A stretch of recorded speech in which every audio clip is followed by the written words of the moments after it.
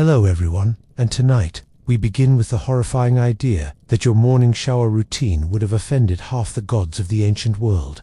Because in the old days, cleanliness wasn't next to godliness, it was godliness, and you're probably already cursed. From Roman nobles scraping olive oil off their buttocks with bronze spatulas, to Vedic priests purifying their karma with warm cow urine before breakfast, to Egyptian embalmers yanking brains out of noses so the dead could arrive in the afterlife, respectably moisturized. Ancient hygiene wasn't casual, it was sacred theater, and the performance was often painful. Take a moment, if you're still brave enough to like this video and subscribe, but only if you enjoy falling asleep to soft voices and historical facts that may permanently ruin your bath bombs. Let me know in the comments where you're tuning in from and what time it is for you, especially if you're currently in the tub. You may be spiritually vulnerable. Now, dim the lights. Maybe light something fragrant, though preferably not fermented yak butter. Settle in, breathe deep, and prepare yourself, because tonight, we wash the soul the old-fashioned way, with smoke, blood, and a healthy dose of ancient paranoia. Let me tell you about the person you could have been. You wake up in the middle of the night not to pee, not to check your phone, not because your cat just vomited something unnatural into your shoes, but because your internal priest is whispering that your soul smells bad, not your body, your soul, and no amount of coconut body butter is going to fix that. You think you're clean because you showered, slapped on some deodorant, and flossed that one molar that always bleeds. Cute. In ancient Egypt, you'd be declared metaphysically filthy by noon and ritually dangerous by dinner. The high priests bathed 4 times a day in water so sacred it could probably smite a beetle. They weren't cleaning off dirt. They were cleansing cosmic guilt like scrubbing anxiety with imported frankincense. See, in the ancient world, filth wasn't what clung to your skin. It was what clung to your aura. And if your aura smelled off, that was a public health risk. So people didn't wash to be fresh. They washed to avoid divine disappointment. The gods didn't care if you were crusty. They cared if you were corrupted, which, inconveniently, could happen by touching a menstruating woman, sneezing near a shrine, or just waking up in the wrong astrological quadrant. And oh, the things they rubbed on themselves in the name of cleanliness. Sacred oils that smelled like panic and perfume, ash from cremation fires, pulverized minerals, barley, resin, burnt offerings, snake fat, occasionally. You were less a human and more a walking marinade. Now, let's talk about Romans, the paragons of civilization. You might think their public bathhouses were steamy little oases of relaxation. Wrong. They were moral pressure cookers. Everyone went, even the poor, especially the poor, because not going meant you were morally suspect. Bathing was civic virtue like voting, but naked, and with more body lice. Except they didn't use soap, they used oil. First, you covered yourself in it, then scraped it off with a curved metal blade called a spatula, which sounds elegant until you realize it was basically a high-end spatula for body grime. And if you were rich, a slave did it for you, while maintaining eye contact. But if you really want to know how much ancient people cared about cleanliness, consider this. They didn't bathe in private. They did it in public, with an audience, because in many ancient societies, being visibly clean wasn't just good manners, it was spiritual PR. Being dirty meant you were hiding something, possibly demons, and here's the kicker. They didn't even believe in bacteria. They didn't know germs existed, but they still bathed obsessively, ritualistically, and sometimes painfully. Meanwhile, you, with your PhD in hand sanitizer, skipped a shower because it's a lazy Sunday. If you had been born to sacred incense and suspicious stares instead of microfiber towels and scented candles, you'd be bathing 4 times a day in water blessed by someone who probably hadn't blinked in 3 hours. And if you didn't, well, the gods might just assume you're plotting something. And honestly, they might be right. But don't rinse off just yet. Because the next time you reach for a loofah, imagine someone else reaching for a gourd of cow urine instead. Not to punish themselves, but to purify their soul. Because yes, you could have been born into a world where the bath didn't involve hot water, scented bubbles, or even the concept of rinsing. It involved grease. Expensive, perfumed, purpose-driven grease. In Egypt, cleansing meant slathering yourself in sacred oils, with names that sounded like they belonged in a wine cellar, and ingredients that read like a potion for pleasing gods with skincare routines. Myrrh, frankincense, lotus resin, crushed juniper, and sometimes because why not fat from exotic animals that were only slightly extinct. This wasn't a spa treatment, it was theological exfoliation, the kind where a priest carefully anointed your armpits because the gods apparently had very specific feelings about underarm aura. Water, that was for peasants and irrigation. Oil was what divine people used, because nothing says I'm ritually pure like glistening in the desert while praying not to burst into flames. And before you get jealous of all this luxury, let me remind you that this oil wasn't always massaged in gently by candlelight. Sometimes it was slapped on like spiritual sunscreen, then scraped off with a dull bronze blade. It was sticky, messy, and left you smelling like a mythological fig tree having a nervous breakdown. The goal wasn't to clean off dirt. The goal was to pull out the metaphysical gunk. You weren't bathing a body, you were decontaminating a soul, one sticky layer at a time. Meanwhile, over in the Roman Empire, bathing had its own greasy charm. You'd enter the apoditorium, stripped down in front of an audience that definitely included your banker, your ex, and a slave holding your shoes, and proceed through a series of rooms that got hotter and sweatier until you resembled a sun-drenched raisin with opinions about infrastructure. But again, no soap, just olive oil, poured generously across the body until you glistened like a blessed rotisserie chicken. Then came the strigil. Imagine being scraped like burnt lasagna from a holy casserole dish. That was cleanliness. It left you raw, gleaming, and vaguely humiliated, but spiritually elevated. And you didn't do this alone. Oh no, you did it surrounded by the groans of strangers, the gossip of senators, and the rhythmic squelch of dozens of people, collectively agreeing that this was moral hygiene.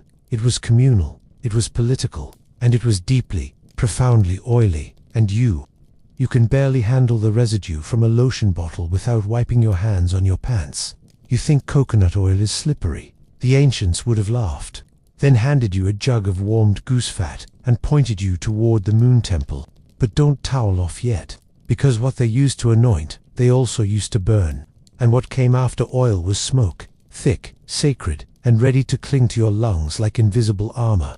Now that you're covered in oil and glistening like a ceremonial croissant, let's go ahead and set you on fire. Spiritually, of course.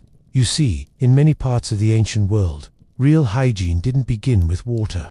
It began with smoke, thick, fragrant, lung-clogging clouds of it, the kind that made your gods happy and your ancestors slightly high. If you'd been born under the watch of jungle spirits instead of streetlights and wellness blogs, your daily bath might have involved smoldering herbs and tree resin, not steam or soap. Among certain Amazonian tribes, for example, smoke wasn't just a byproduct of fire. It was a living, cleansing force. They didn't fear it. They breathed it in, literally. They smoked their clothes, smoked their children, smoked their skin, not to punish, to protect. Because illness wasn't bacteria. It was energy gone wrong. Malicious wind, angry spirits, envy. Smoke turned your porous little body into a sealed temple, impenetrable to curses, gossip, or that jealous neighbor with suspicious eyebrows. And if it made you cough, good, that meant it was working. Clay had its own magic, not the pink pore-tightening kind you buy in tiny jars for $30. I'm talking about actual dirt, dug from sacred places, mixed with water, and slapped directly onto your flesh. In pre-colonial West Africa, clay was used to mark the body for rituals. Yes, to purify, but also to shield. People covered their faces, their chests, their infants. The logic was clear. Spirits don't haunt what they can't recognize. A man with his face covered in red earth wasn't a man anymore. He was a moving altar. In Vedic India, you'd sometimes wake up early, and instead of brushing your teeth, you'd smear yourself with cow dung ash, not because you lost a bet, because it was holy. Ash from burned offerings was sacred residue, the gods' leftovers. Rubbing it on your forehead, your chest, even your tongue was a way of saying, I am not gross, I am spiritually seasoned. And let's not forget the fire itself. In many traditions, fire was the real soap. You passed near it, through it, above it. The smoke curled through your hair, your clothing, your thoughts. You didn't clean the body, you smoked out the demons hiding in your joints. You light a sandalwood candle during bath time and feel like a priestess. They walked through flame. They rubbed soot on babies. They inhaled god smoke until their tongues tingled. And honestly, they may have had a point. Because if a demon's coming for you, a nice lavender soak won't stop it. but charcoal in your eye sockets just might. So before you complain about how your clay mask tingles too much, imagine being 11, naked in the jungle, and enveloped in smoke until you forget your name. Not because you're being punished, but because you're becoming immune to evil, to envy, to the invisible. And the next time you scrub, exfoliate, and spritz yourself with something floral, remember, once upon a time, people burned themselves clean. And when fire couldn't reach your sins, well, that's when we reached for something stronger, something warm, something golden, something you probably pee out after coffee. You've heard of golden hour, but you've never experienced golden power. Let me explain. If you'd been born a few thousand years ago in Rome, in Vedic India, or honestly anywhere that people took hygiene seriously and had a flexible attitude toward bodily fluids, you'd know one thing. Urine was medicine. It was cleanser. It was sacred. It was everywhere. See, before humanity understood what ammonia was or why it works, people already knew something instinctively. Pee makes stuff clean. How they discovered this, I don't want to know. But once they did, they couldn't stop. And they didn't just use it, they treasured it, stored it, fermented it. Let's start in Rome, where Fuller's ancient laundry workers relied on urine like modern dry cleaners rely on overpriced chemicals. People literally collected their pee in pots and donated it to communal vats. Yes, communal pee vats. The ammonia helped strip grease and stains from wool. And because Rome was efficient, they taxed it. There was a literal urine tax. That's how vital it was. You could dodge your rent, maybe, but try skipping your pee quota, and suddenly you've got imperial accountants at your door. But it gets better. The Vedic tradition, one of the most ancient and revered spiritual systems in human history, didn't just use urine for laundry. Oh no, it used cow urine called gomutra for spiritual and medicinal purification. It was drunk, sprinkled, bathed in, and offered to deities, not because people were desperate, because they believed it had divine cleansing properties. And in many rural parts of India, it still does. You'd be ritually purified, not with rosewater but with warm bovine urine filtered through the fine mesh of belief and centuries of tradition. You think that detox smoothie you had last week was intense. Imagine replacing it with a shot of cow pee, blessed by a Brahmin. That's commitment. And look, it wasn't just symbolic. Urine is antibacterial. Ammonia has bite. It breaks down organic grime. Ancient people didn't know the chemical formula, but they knew it worked. A wound needed cleaning. Pee on it. Hair gone brittle. Pee rinse. Acne. Pee dab. Possessed by ghosts. A little ritual urination might just banish them. There are even Amazonian traditions where human urine was used by shamans as a diagnostic tool, like a spiritual litmus test. You could read illness in its warmth, its clarity, its smell. You weren't just relieving yourself. You were producing a sacred diagnostic elixir. The body never lies, especially when it's politely steaming in a clay bowl. And you recoil at the idea of stepping into a gym bathroom barefoot. These people bottled their pee for blessings. But don't worry, no one's asking you to chug a chalice of the sacred stuff just yet. Still, if your shampoo ever claims to restore ancient rituals of purity, maybe check the ingredients twice. Because after the holy oils and the blessed ash and the spiritual smoke and the fermented urine, we haven't even gotten to blood yet. You cut yourself shaving and cry. They cut themselves on purpose and called it purification. You see, long before antiseptic wipes and sanitary packaging, there was blood. Not hidden, not shameful, but sacred, necessary, and sometimes the only thing strong enough to clean your soul. In the ancient Americas, think Maya, Aztec, Zapotec, blood wasn't just a body fluid, it was currency, it was perfume for the gods, it was the price of purity. And while it was certainly used for sacrifice animals, enemies, hearts still beating, it was also drawn from the self. Yes, self-bloodletting, daily ritual, voluntary. The elite pierced tongues, ears, genitals, and cheeks with obsidian blades or stingray spines, because pain was proof. You didn't just want to be clean, you wanted to be worthy.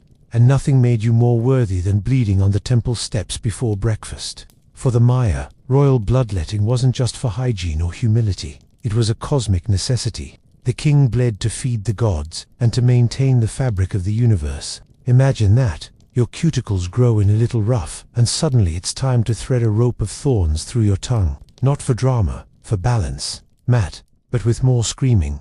And it wasn't just kings, queens too. Women performed ritual bloodletting to honor fertility deities and to sanctify transitions from girlhood to womanhood, from womb to tomb. Blood wasn't dirty, it was divine, sacred, powerful, a tool for opening doors to the spirit world.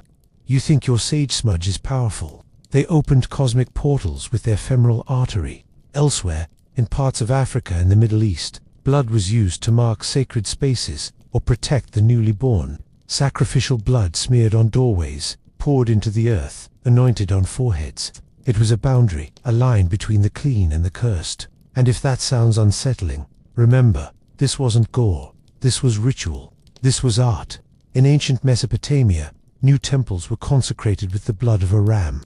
You didn't just wash the altar, you baptized it in life force. Because to be spiritually clean, something else sometimes had to bleed in your place. And that logic ran deep, into bodies, into law, into myth. And look, they weren't reckless. They had rules. They fasted, prayed, abstained. Blood rituals followed precise calendars, planetary alignments, seasonal transitions. This wasn't violence, it was maintenance. The gods didn't want chaos, they wanted commitment, preferably in liquid ounces. You wince, getting a blood test. You flinch at paper cuts. These people offered arteries in exchange for harmony, and they didn't call it suffering.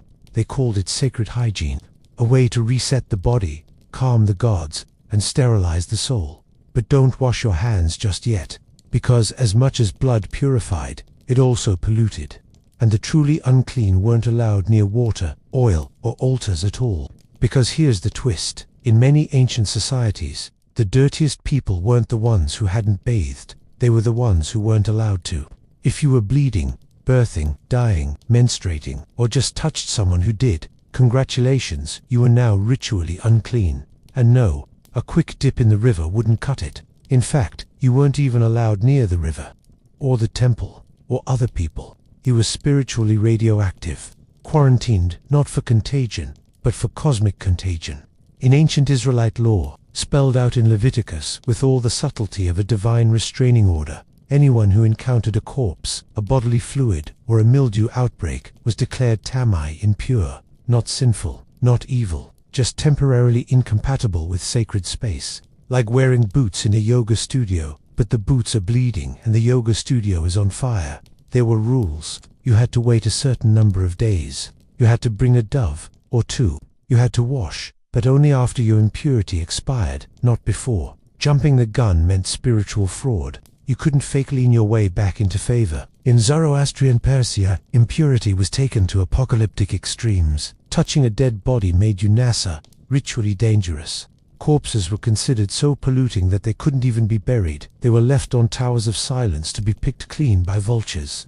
Not because people were lazy, because burying the dead contaminated the earth. Burning them polluted the fire and water. Don't even think about it. You didn't bathe after touching the dead.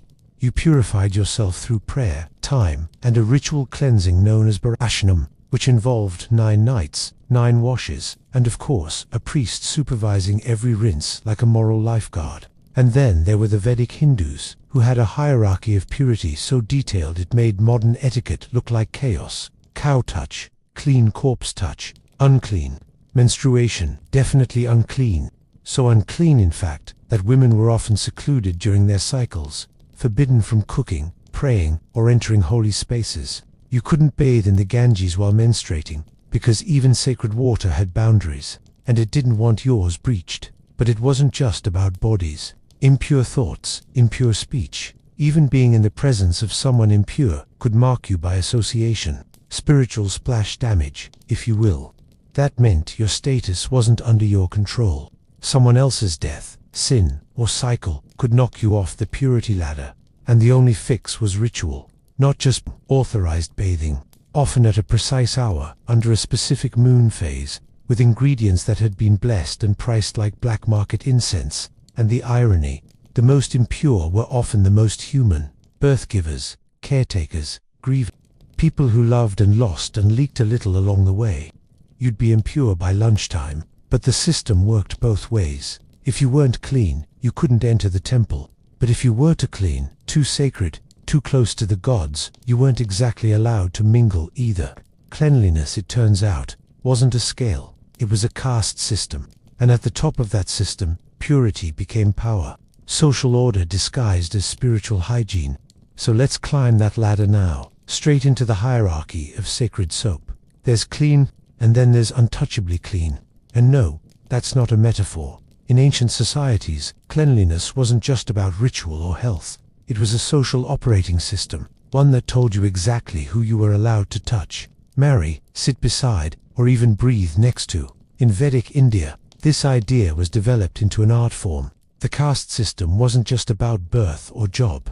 It was about purity ingredients. The Brahmins, priests, scholars, sanctified knowledge drippers, bathed obsessively. They didn't just wash themselves. They purified the air they walked through. Their morning routine included mantras, ceremonial rinses, and avoiding contact with anyone whose family tree didn't smell like sandalwood and moral superiority. If someone from a lower caste brushed up against your clothing, off to the river. If a Dalit, known as untouchables in later social classification, entered your cooking space, the food was discarded, the vessel smashed, the floor repurified with cow dung and ash. Yes, dung was cleaner than people. And don't even ask what happened if you accidentally shared water. And yet, this wasn't about arrogance, it was about cosmic order. Each caste had its own internal hygiene protocol. What looked like discrimination was sold as metaphysical necessity. You didn't avoid someone because they were dirty. You avoided them because their vibrational frequency might upset the gods. The Romans, ever pragmatic, turned this into policy. Public baths were technically open to all, but when you could enter mattered. The elite had their hours, the poor had theirs, and while they all soaked in the same water, the unspoken rule was clear. Filth rises with poverty. The cleaner your feet, the closer you were to power. Even in medieval Japan, the notion of kigari pollution governed who was allowed into sacred spaces. Butchers, executioners, and gravediggers were labeled impure, not because of morality, but because their work rubbed against death. No amount of scrubbing would do. Their entire families became socially toxic. You could bathe fast, chant, but the stain was hereditary. Cleanliness in these systems wasn't a practice. It was a birthright. And the cruel genius of it, it was self-sustaining. Because if you're told your body is inherently unclean, if your touch is contamination, your presence a ritual liability, eventually, you stop reaching for the soap and purity. It becomes a weapon, a polite, perfumed form of exclusion. The high caste child washes before prayer. The low caste child washes before entering the room. You don't just purify yourself, you purify against others. You wash because you touched the subway railing. They washed because they touched someone born from the wrong womb. And just like that, a ritual becomes a ranking system. A sacred bath becomes a border wall. But don't relax yet, because even the purest of the pure still had rules to follow. Strict ones, especially when it came to where and how they bathed, and who got to watch. Imagine this, you're naked, sweating, and surrounded by your neighbors, in-laws, and possibly a tax collector. You're not in a nightmare. You're in a Roman bathhouse, where hygiene wasn't private, casual, or optional. It was public theater, and like any decent theater, it came with a strict script. The thermi weren't just places to wash, they were civic monuments, part GYM, part spa, part political arena. And yes, there were rules. You entered through the apoditerium changing room, storing your clothes with a slave, who might also be watching your sandals for signs of moral decay. From there, you passed through a series of rooms in a sacred temperature arc, tepidarium warm, caldarium hot, and frigidarium cold. Think of it as a baptism by steam. You didn't just wander in willy-nilly. You followed sequence, deviating from it. Social death, forgetting your strigil, embarrassing, using soap. Barbaric, and talking too much in the wrong room could earn you the kind of glare usually reserved for public urination in the Senate. And of course, class mattered. While technically open to all citizens, bath times were often segregated by social rank or gender.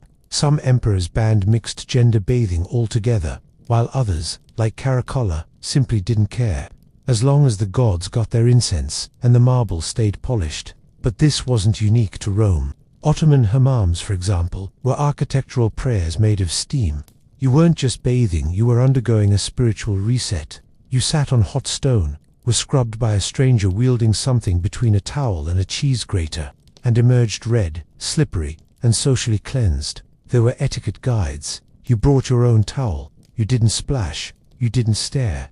You definitely didn't discuss hemorrhoids unless invited. Women had their own hours and their own rituals preparing for weddings, postpartum purification, or just reclaiming a moment of control in lives that rarely offered privacy. And then there's Japan, where onsen and sento culture developed with almost meditative rigor. You washed before entering the communal water. Not doing so was offensive, borderline heretical. You sat on a stool. You rinsed thoroughly. You didn't let your towel touch the water. Breaking any of these rules didn't make you dirty. It made you disgraceful. What's wild is how universal this was. From the Roman Empire to the Middle East to Edo-era Japan, communal bathing wasn't just accepted, it was expected. And it wasn't passive. You performed cleanliness like a ritual, like a prayer, like a job interview for the gods. You bathe alone, listen to a podcast, maybe exfoliate if you're feeling fancy. They bathed with witnesses, schedules, and more protocol than your last HR onboarding. So the next time you sink into your lavender-scented tub and light a candle, remember, in most of human history, bathing meant following rules, sharing space, and scrubbing yourself raw while pretending not to notice your neighbor's moles. But there's more. Because in some societies, bathing wasn't just regulated, it was required. And skipping it wasn't rude, it was sinful. There were times in history when forgetting to bathe wasn't just lazy, it was a spiritual offense, a lapse in duty, a sign that you were either plotting heresy or suffering from a profound philosophical collapse. Because in many ancient traditions, not bathing meant you were letting your inner filth leak into the cosmic order. In ancient Egypt, priests didn't just wash daily, they bathed 4 times a day, every day, in sacred water that had to be collected from specific sources. At specific times, preferably with a hymn playing in the background. They shaved their entire bodies, including eyebrows, to avoid harboring impurity. Hair was chaos, stubble was rebellion. A priest with a 5 o'clock shadow might as well have spat in Ro's coffee. And in Islam, bathing after major life events, sex, menstruation, childbirth, or even just waking up feeling morally humid, became codified into law. The ghusl wasn't about smelling fresh, it was about being eligible to pray again. Cleanliness was literally half a faith, half. Imagine your gym instructor telling you that if you skip your shower, your soul might be delayed at the gate. That was the logic. You weren't just washing skin. You were resetting your moral eligibility. The Greeks, meanwhile, thought that a man who didn't wash was a man who couldn't be trusted. Filth meant disorder, and disorder meant Dionysus was probably whispering dark thoughts into your ear. To the Stoics, hygiene was proof of rational control over the body. Dirt was a philosophical failure. You didn't have to bathe luxuriously, but you had to bathe. If not, you were one dirty thought away from collapsing the polis. Even in Hinduism, the morning bath, especially in a river like the Ganges, wasn't optional. It was karmic maintenance. Your day didn't start until you'd plunged into icy waters at sunrise, recited a few mantras, and shivered your sins off. It was the spiritual equivalent of hitting reset, freezing, sacred, and potentially fatal if the monsoon was feeling cheeky. And yet, some took this moral scrubbing even further by refusing it altogether.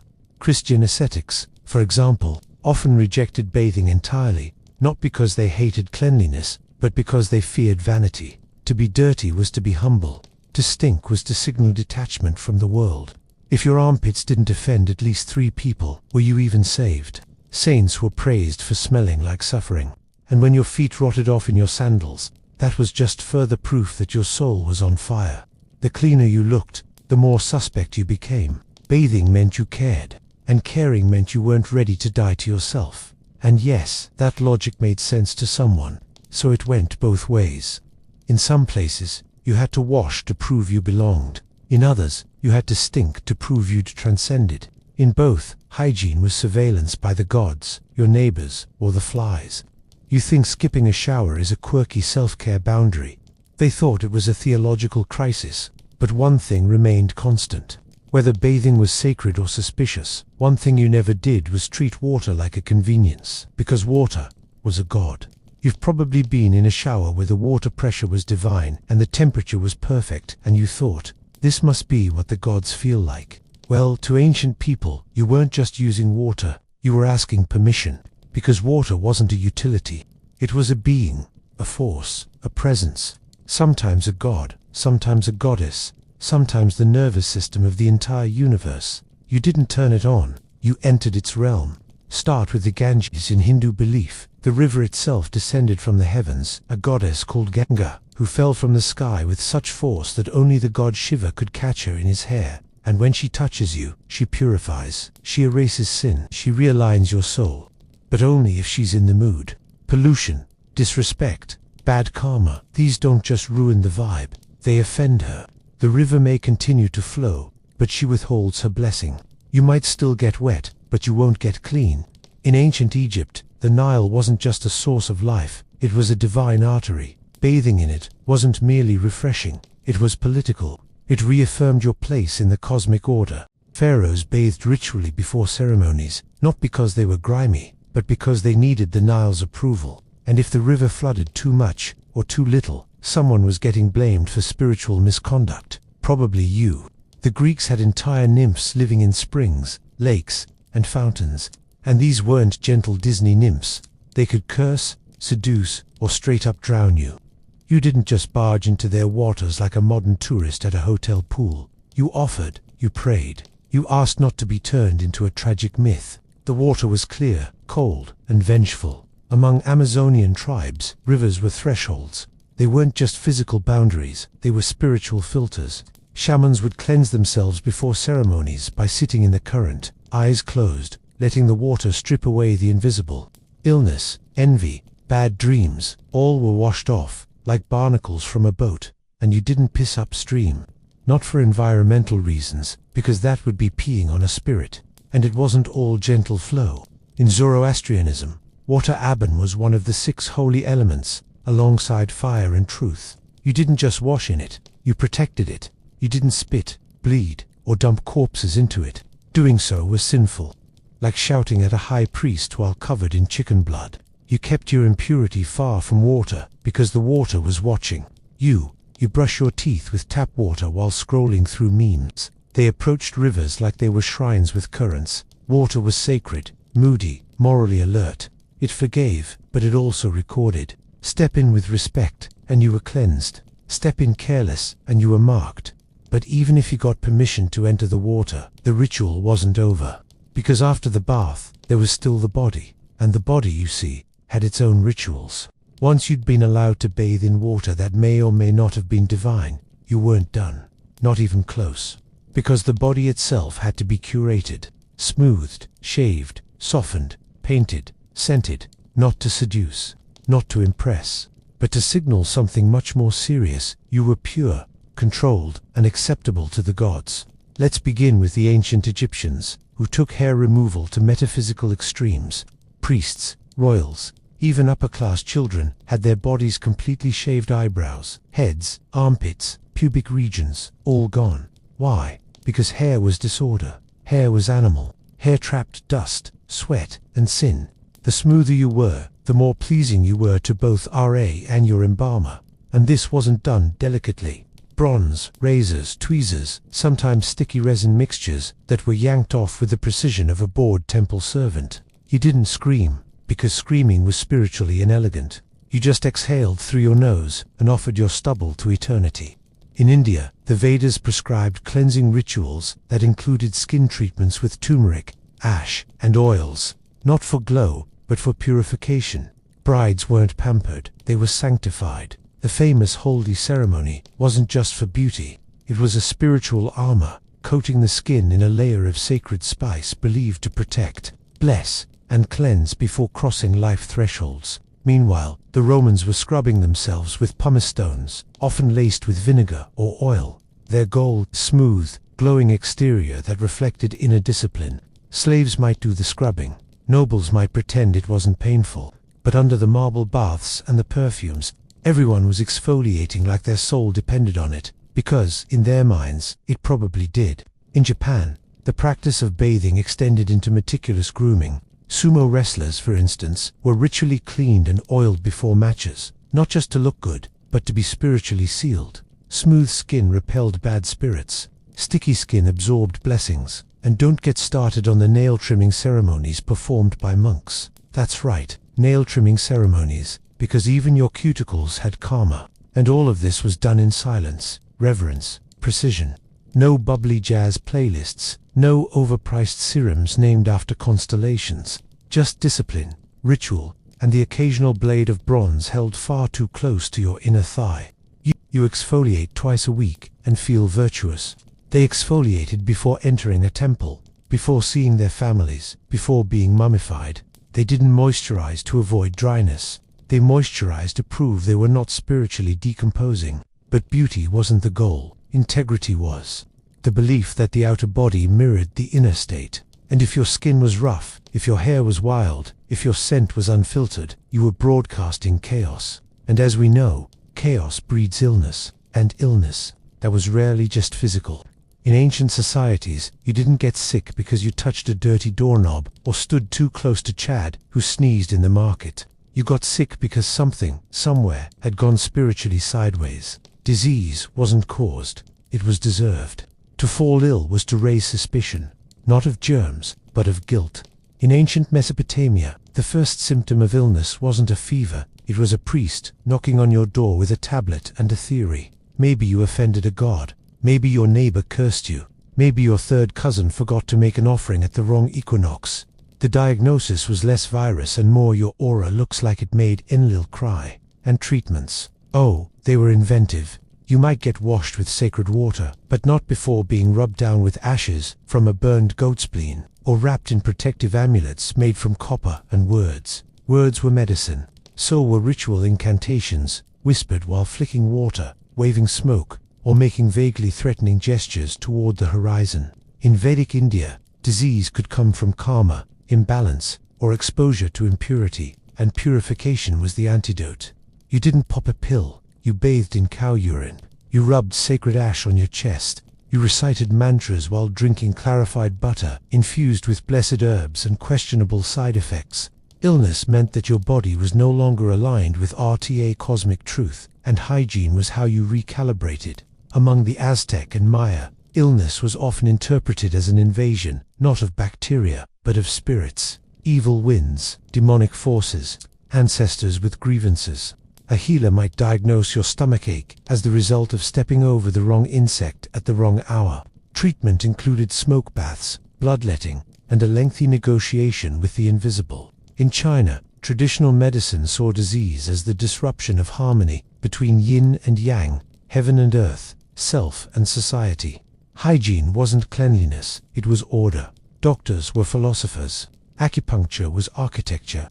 Washing your hands was part of maintaining the Tao, not just avoiding food poisoning. And in medieval Europe, it got personal. Sickness meant sin. If you were coughing, it was probably because you had impure thoughts, impure habits, or an impure lineage. The Black Death, clearly a divine punishment. Entire communities walked in circles whipping themselves, hoping that bleeding would somehow convince God to ease up on the boils. You sneeze and blame allergies. They sneezed and burned their neighbors just in case. But it wasn't all fear. Illness could also lead to ritual renewal. You emerged from sickness freshly bathed, reclothed, repurified. It was a second chance, a reboot. Hygiene wasn't prevention, it was atonement. And sometimes, the ritual alone was enough to cure you, not because it killed germs, but because it killed the idea that you were dirty, broken, or forgotten by the divine. So no, they didn't sanitize like we do, but their understanding of disease was deeply, almost painfully human. And their methods, wild, poetic, terrifying, and sometimes weirdly effective. And now, after all this smoke, scraping, scrubbing, and spiritual diagnostics, let's pause. Because there's one more irony in all of this. We think they were filthy, primitive, unwashed. But to them, we're the ones who are dirty for forgetting that purity wasn't just personal. It was relational, ritual, cosmic. Let's be honest, you probably think you're clean. You use soap that promises ocean purity and moral superiority. You shave with 5 blades and moisturize with a cream that costs more than your ancestors earned in a week. Your shower has settings, your towels match. You've got eucalyptus in your shampoo and a loofah with a doctorate in exfoliation. And to the ancients, that would make you filthy.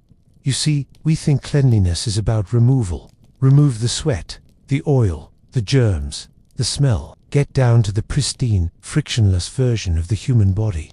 But ancient people didn't aim for neutral. They aimed for alignment with gods, with seasons, with social rank, with sacred geometry. Your lemon-scented antibacterial hand gel would be meaningless to someone who cleansed with ash, blood, or moon-blessed cow urine. Your mistake. You clean for yourself. They cleaned for the universe.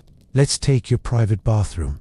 The ancient world didn't even have that concept. Bathing was communal, visible, watched. You cleaned yourself in public because that meant you had nothing to hide. No demons, no vestige, no social contagion. You close the door, run the water, put on a playlist, and treat cleanliness like a little solo vacation. They would have seen that as suspicious. And your products, synthetic, scented, petroleum-based potions sold in plastic bottles that will outlive the sun. No sacred oils, no offerings, just chemicals and promises. You clean with the byproducts of machines, not nature.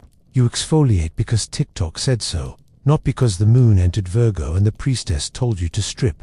You bathe to relax. They bathe to avoid spiritual catastrophe. And sure, you're not wrong to want a soft robe and some decent pH balance.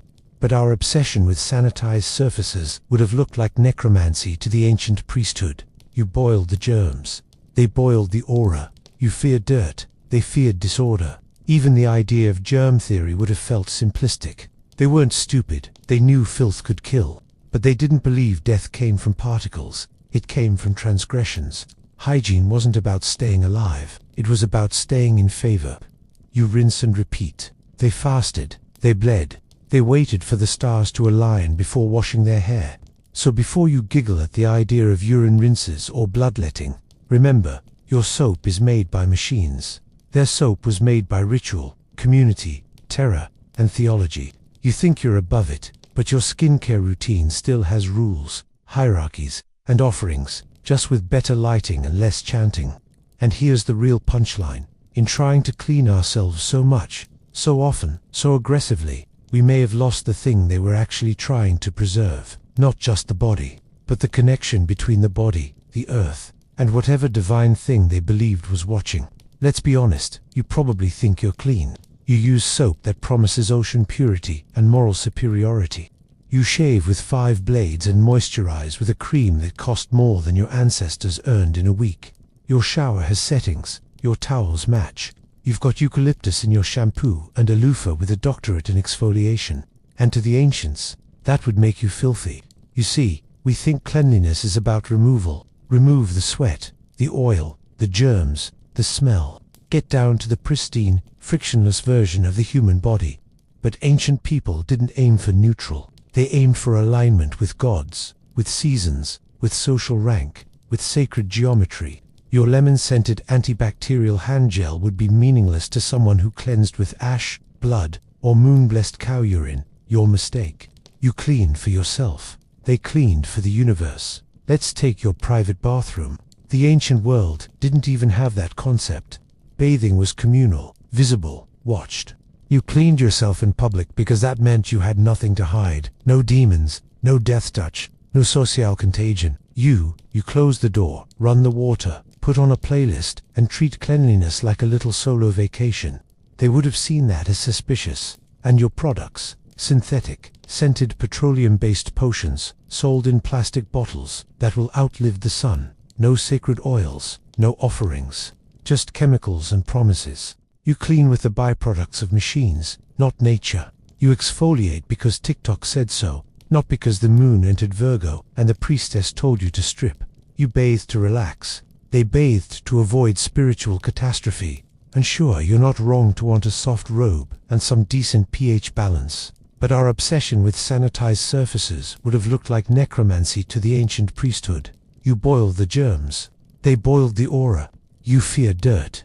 They feared disorder. Even the idea of germ theory would have felt simplistic. They weren't stupid. They knew filth could kill. But they didn't believe death came from particles. It came from transgressions. Hygiene wasn't about staying alive. It was about staying in favor. You rinse and repeat. They fasted. They bled.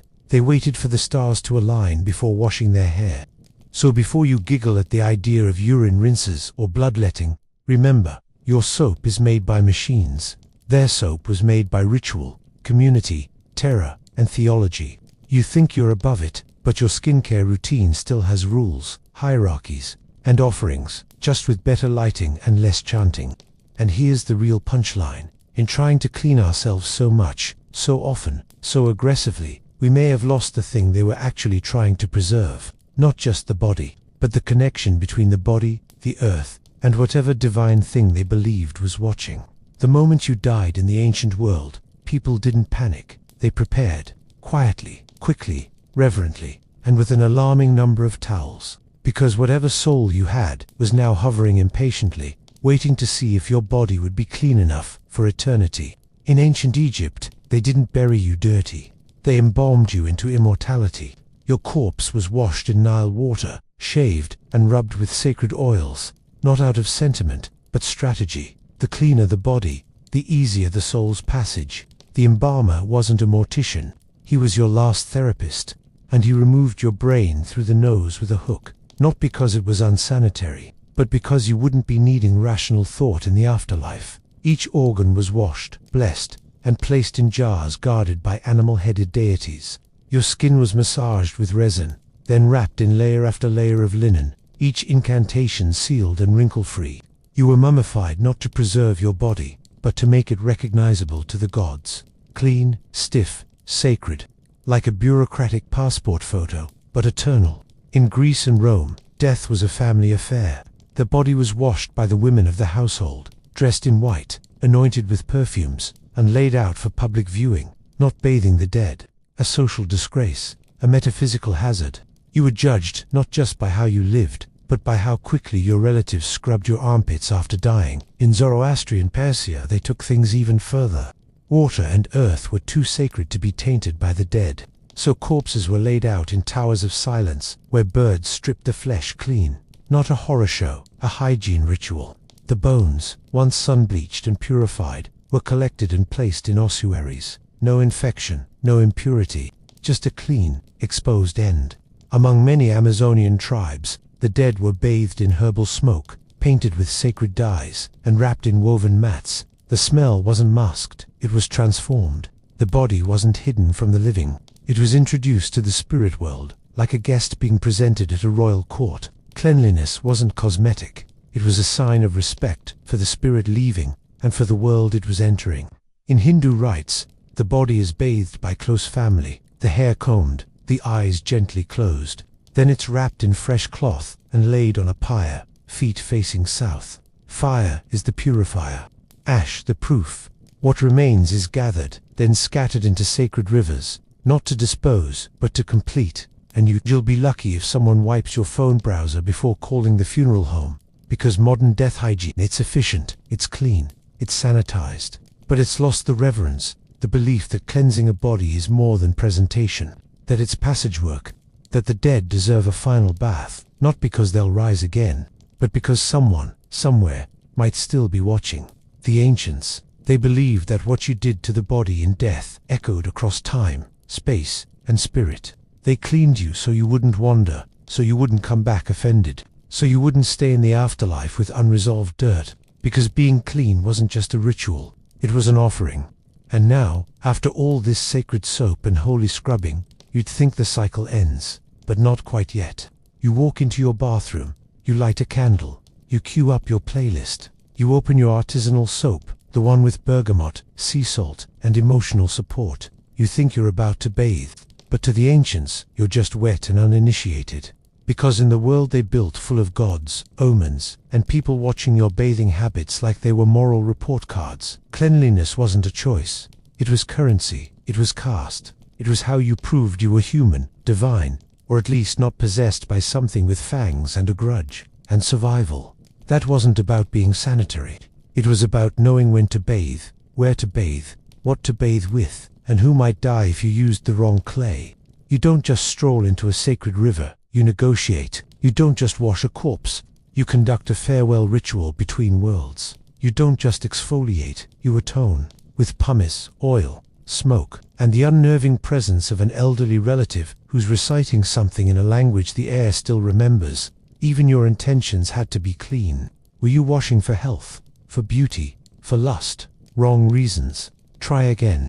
Come back with humility, incense, and a bowl of fermented animal fluid. That's how you really clean a soul. And let's be honest, even if you survived the baths, you'd fail the waiting periods, the celibacy clauses, the directional rules, and the fine print that says things like don't touch the god water during eclipses or your cows will die.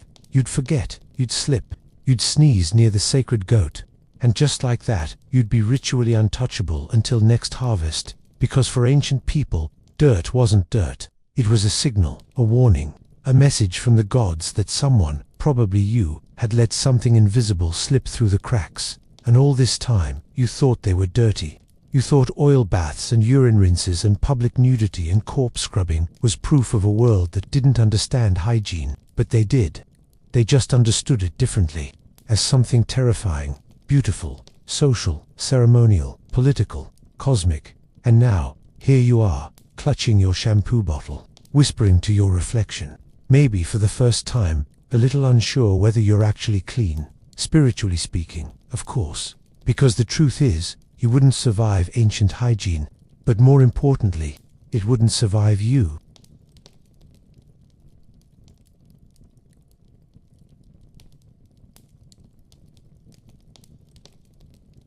In medieval Christendom, the smell of sanctity wasn't rosewater or sandalwood. It was mildew, unwashed feet, and a touch of blessed rot. Saints stank, and that was the point. Bathing, after all, was dangerously physical. It involved water, nakedness, and an awkward awareness of the flesh, all things that invited pride, lust, or, worse, the realization that one had a body at all. To strip and scrub and linger in warm water was to flirt with temptation. Soap, when used, was spiritual negligence disguised as olive oil. The devil, it was said, lurked not in the shadows, but in the steamy pleasure of clean skin. Monks understood this. They avoided the bathhouse, not out of laziness, but out of theological strategy.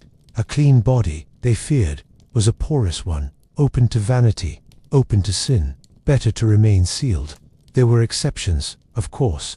The sick was sometimes permitted a rinse, and the truly wealthy cloistered souls might receive a once-a-year dunk, usually cold, rushed, and narrated by scripture. But daily bathing, that was for pagans, or nobles, or worse, actors. The most revered holy men, the ones whose fingernails curled into their palms, whose tunics stiffened into bark, were admired precisely because they refused to open their pores. St. Thomas of Canterbury was said to go years without washing, his piety measured in layers of divine grime. St. Agnes wore the same robe from adolescence to martyrdom. In their logic, filth was not an accident, it was armor. Dirt sealed the body, locked in humility, locked out desire. Bathing, in contrast, was something suspicious people did. The clean were either vain or idle or both. They were smooth-faced courtiers, seducers, and merchants with suspiciously pleasant scents.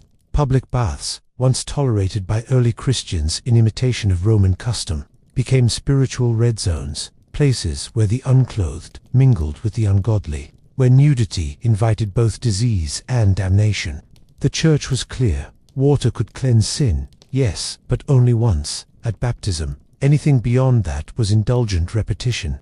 Christ had washed feet, not armpits. Mary Magdalene had dried his toes with her hair, not her loofah. Holiness required detachment from the flesh, and what better way to show detachment than to let it crust?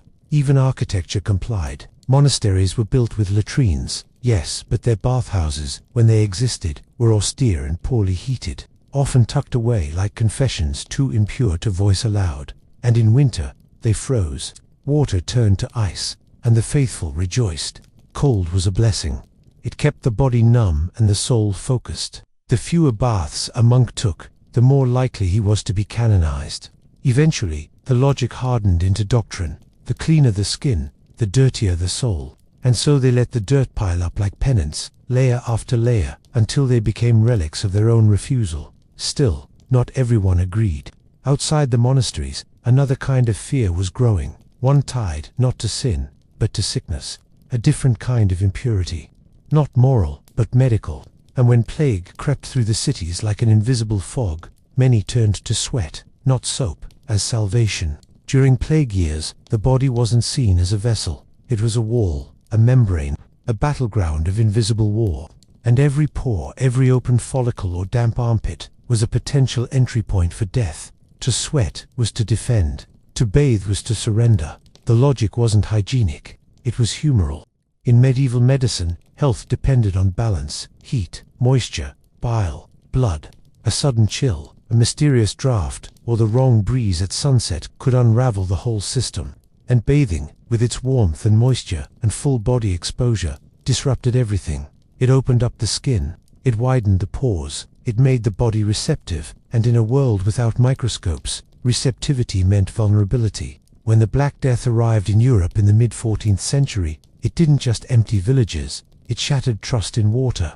Public baths were shuttered, soap fell from favor. Physicians warned that hot water, followed by cold air, created a suction effect, drawing in poisoned vapors, or miasma, through the loosened skin. Better to stay sealed, better to be dry, better to stink. Some even claimed that sweat repelled plague, that a strong body odor created a protective aura. People wrapped themselves in wool, avoided rivers, and wore layers through summer. To be sweaty, sticky, and wrapped in vinegar-soaked rags was not just caution, it was prayer by perspiration. The rich retreated to mountain villas. The poor clung to spice-stuffed pouches and garlic necklaces. But almost everyone, regardless of status, stopped bathing. Those who continued to wash were watched. Those who washed and fell ill were blamed. There were whispers. The clean attracted death. The fresh-faced invited judgment. And so, a bizarre inversion took hold. Dirt was safety. Filth was resilience. The very things that once marked poverty, greasy hair, blackened fingernails, yellow robes, stiff with sweat, became medals of survival. Water, once sacred, was now seductive and suspicious. It tempted the body to open, to soften, to welcome what should have been kept out. Architecture adjusted, windows shrank, walls thickened. Even clothes became strategies of containment. Gloves, veils, high collars, all were barriers. All formed a second skin. The goal was not to stay clean, but to stay closed. The plague wasn't just a medical event, it was a cultural reset. 1,000 years of Christian anxiety about flesh found new footing in the language of infection.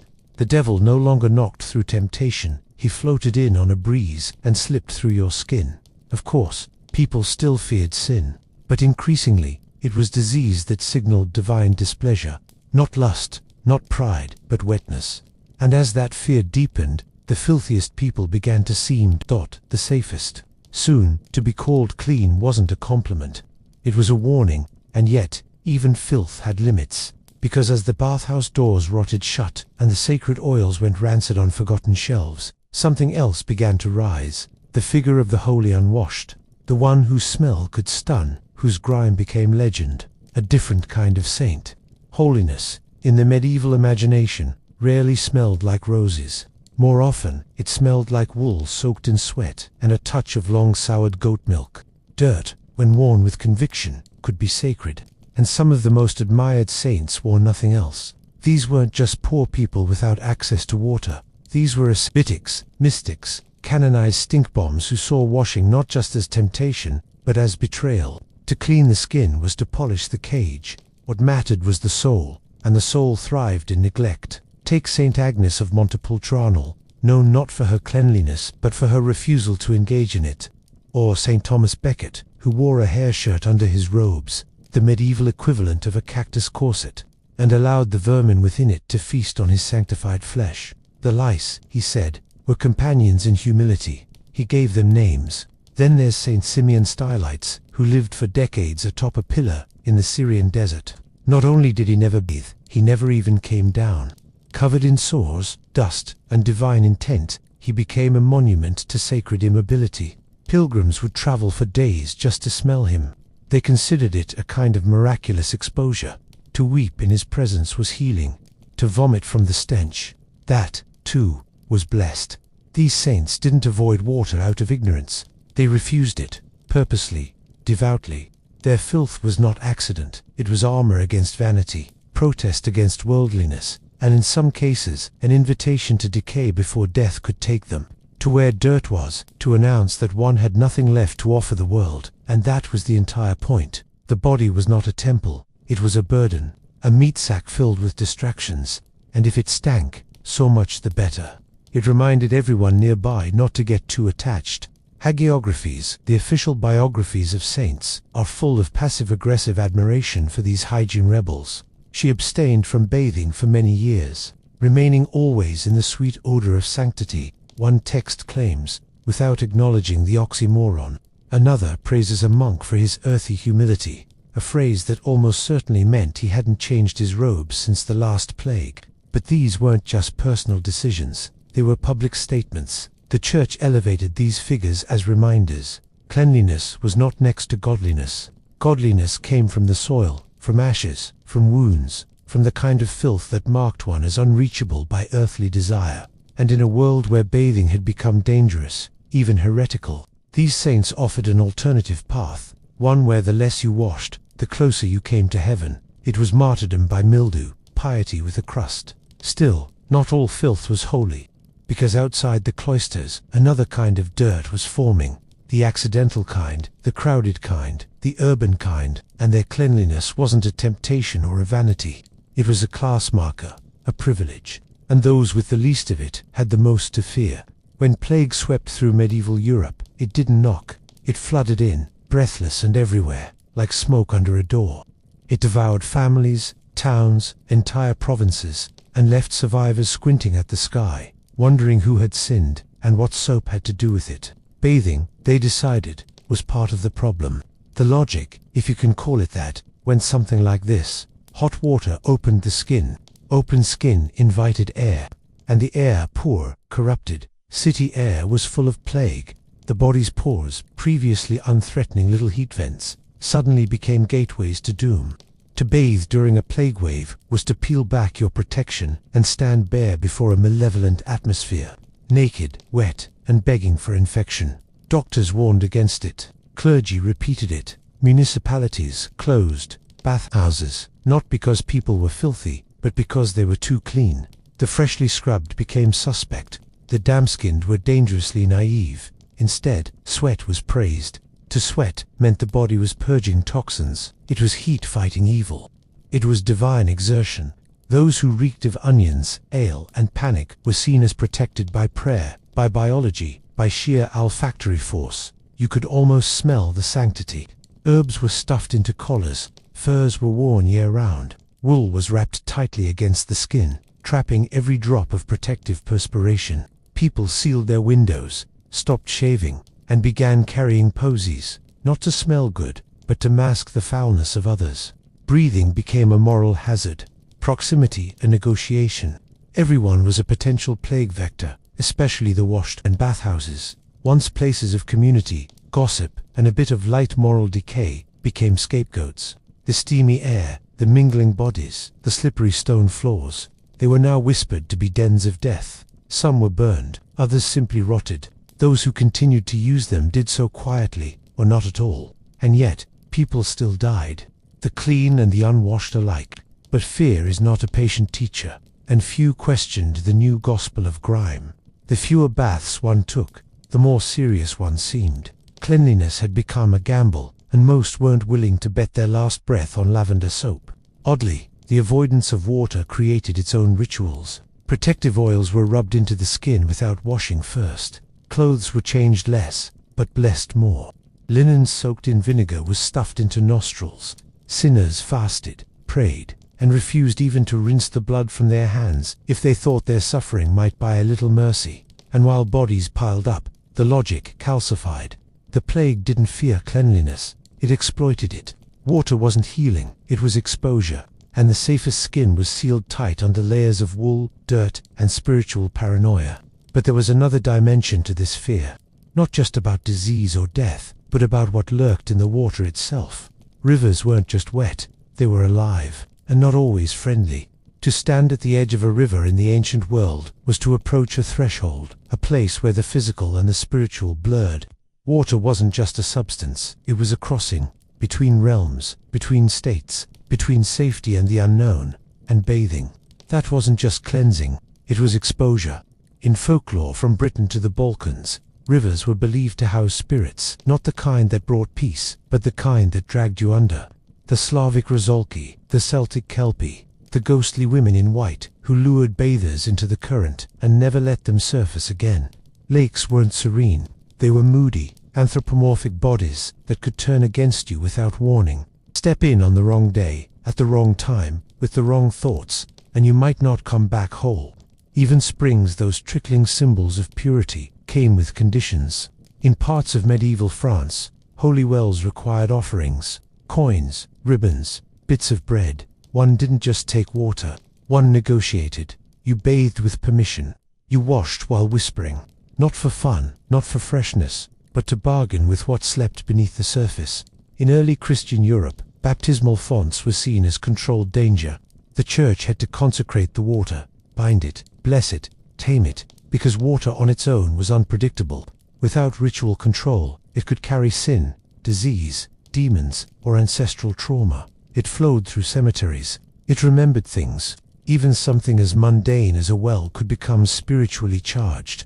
In many communities, people avoided drawing water at night, not because they feared falling in, but because the veil between worlds thinned after dusk. Spirits stirred. The water changed temperature. Echoes returned wrong. A simple nighttime rinse could become an invitation. The danger wasn't just about what water carried, it was about what it knew.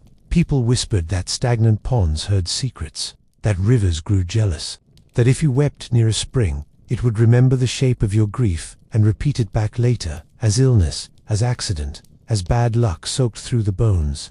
And so, ritual flooded the act of washing. In some alpine villages, you could only bathe at dawn. In others, only after 3 Hail Marys and a sprig of rosemary tucked behind the ear. Children were warned to avoid rain puddles that reflected their faces too clearly. Some streams were walked around, never crossed. Not because they were deep, but because they were aware. Clean water wasn't safe water. In many traditions, the water that healed could also haunt. Baptism might save your soul, but too many unblessed baths could invite something else in, something that didn't leave with the towel. And if that sounds far-fetched, remember, even today, people hesitate around open water. Lakes unsettle. Bathtubs in empty houses echo strangely. Showers alone at night feel watched. Back then, they didn't call it paranoia. They called it wisdom. And still, even with all that risk, some washed. Not because they weren't afraid, but because they feared something worse. Witches. And nothing invited their attention faster than freshly washed skin. There were rules for surviving in a world full of spirits and spells. And high on that list was this: don't bathe before dark. And don't bathe when witches are listening. The wet body was vulnerable, not just to disease or demons, but to enchantment, the quiet, insidious kind that seeped in through steam, whispered into the bloodstream, and rearranged your fate by morning. You didn't need to drink a potion or step in a circle. All it took was a rinse at the wrong hour. In Eastern European villages, mothers warned daughters not to wash their hair on Fridays, the day associated with female spirits and lunar pool. In Germany, water left uncovered overnight was dubbed Hexenwasser, which water it could be cursed, spoiled, used in spells. And if you touched it in the morning without blessing yourself first, you might find yourself plagued by sudden rot in the teeth, or worse, a sudden interest in even bathing during eclipses was considered reckless. Celestial distortion made the body spiritually porous. They believed, and witches, those cunning midwives of misfortune, knew exactly how to slip in. Cleanliness was not just next to godliness. Sometimes, it was an invitation, because witches didn't need warts and broomsticks. All they needed was a freshly scrubbed victim, one whose protective oils had been rinsed away, whose skin no longer bore the crust of garlic or the musk of animal fat or the unwashed barrier of safety. The clean were naked to sorcery. Protective layers weren't just clothing, they were olfactory armor. A film of sweat, a trace of smoke, a streak of lard across the collarbone. These things mattered. They confused the senses. They repelled hexes. They made you too unpleasant to curse. But after a bath, after scrubbing yourself smooth with rose water and humming a little tune, that's when the witches noticed you. That's when the air got heavy. That's when your comb tangled in your hair, and your chickens stopped laying, and your neighbor's baby cried when you passed. Stories spread of young women who washed before weddings and never made it to the altar. Of men who shaved their heads, soaked in lavender, and woke up with their mouths sewn shut. Of midwives who insisted their patients avoid washing for 9 days after childbirth, not for infection, but for protection from others who wanted to claim the child. Even the church, who liked to believe it had monopoly over ritual, quietly encouraged limits. Priests blessed bathwater in some regions. In others, they forbade it completely during certain liturgical seasons. Better a smelly soul than a snatched one. But perhaps the eeriest detail is how normal it all became. Whole communities adjusted their washing habits around celestial events, neighborly grudges, and herbal suspicions. People bathed in groups, at dawn, with prayers, herbs, and locked doors. No one wanted to be the cleanest person in the village. That person had a target on their back. And so, people learned to live with a certain layer of grime, not because they liked it, but because they feared what might replace it. And nowhere was that fear sharper than in the bodies of women, because while a man's dirt might be mistaken for humility, a woman's cleanliness could be twisted into accusation. In medieval Europe, a woman who smelled good was rarely just clean. She was provocative, suspicious, probably hiding something. Bathing, for women, came with a catch. It made them visible. It lifted veils. It softened the skin, flushed the cheeks, loosed the hair. And in a culture terrified of temptation, a freshly washed woman was a walking hazard, not to herself, of course, but to everyone else's self-control. So the logic went. Cleanliness in women wasn't read as piety, it was read as vanity, a lust for attention, an attempt to seduce. After all, why would a woman need to smell of rosewater unless someone other than God was going to be close enough to inhale it? Bathhouses, once semi-public and relatively egalitarian spaces, slowly became sites of moral policing. Women who lingered too long, who scrubbed too enthusiastically, or who appeared too often were whispered about, not just as indulgent, but as wanton. The bathhouse became a blurry line between purification and prostitution. In cities like Paris and Florence, bathhouse architecture reflected this discomfort. Women's quarters were tucked away, windowless, sometimes underground. Entry was timed. Scrubbing was supervised. Privacy was a luxury, but too much privacy. That looked like planning. Even the act of hair washing was loaded. Long hair, when wet, clung when brushed, it shimmered. In many sermons and legal tracts, the image of a woman combing her hair after a bath was a metaphor for sin one step away from the temptress in the book of Proverbs, leading the virtuous astray with clean ankles and treasonous shampoo. And God help the menstruating. In both popular belief and clerical law, women during their cycle were considered spiritually unstable.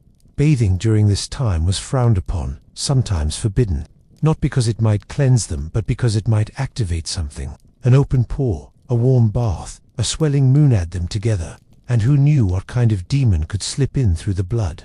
So women avoided water unless it was absolutely necessary. When they did bathe, they often did so with layers of ritual, prayers, protective herbs, whispered psalms. Some even burned the linens used afterward to prevent rumors or sorcery, not out of vanity, but out of defensive cleanliness, the kind meant to ward off both germs and gossip.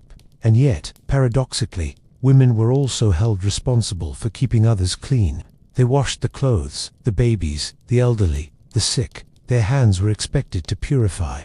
Their bodies, however, were not allowed the same freedom.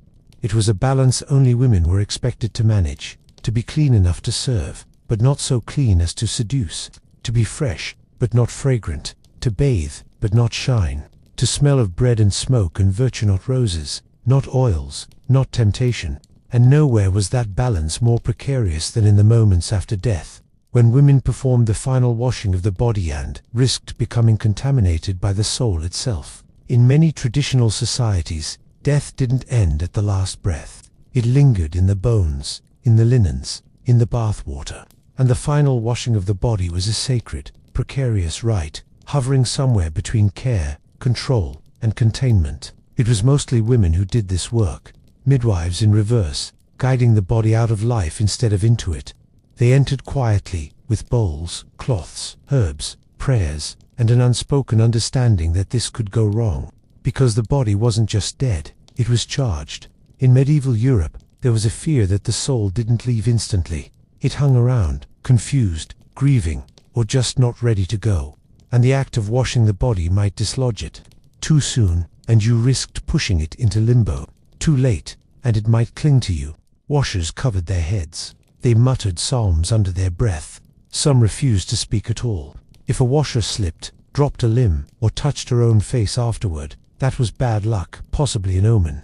In parts of rural Italy and Spain, people placed iron nails in the washwater to confuse lingering spirits. In Slavic folklore, some poured a ring of salt around the washtub, or kept a black chicken nearby, not to eat, but to absorb the unwanted. The bathwater itself was dangerous. It carried grief, they said. It held the dead's last breath. It remembered. In some regions, the water was buried afterward, or poured at a crossroads, never down the usual drain. To dump it carelessly was to spread sorrow across the house like mildew. There were also rules about who could be washed. Children, yes, they were innocent. The elderly, gently, but suicides, murder victims, people who died with curses on their tongues or debts unpaid.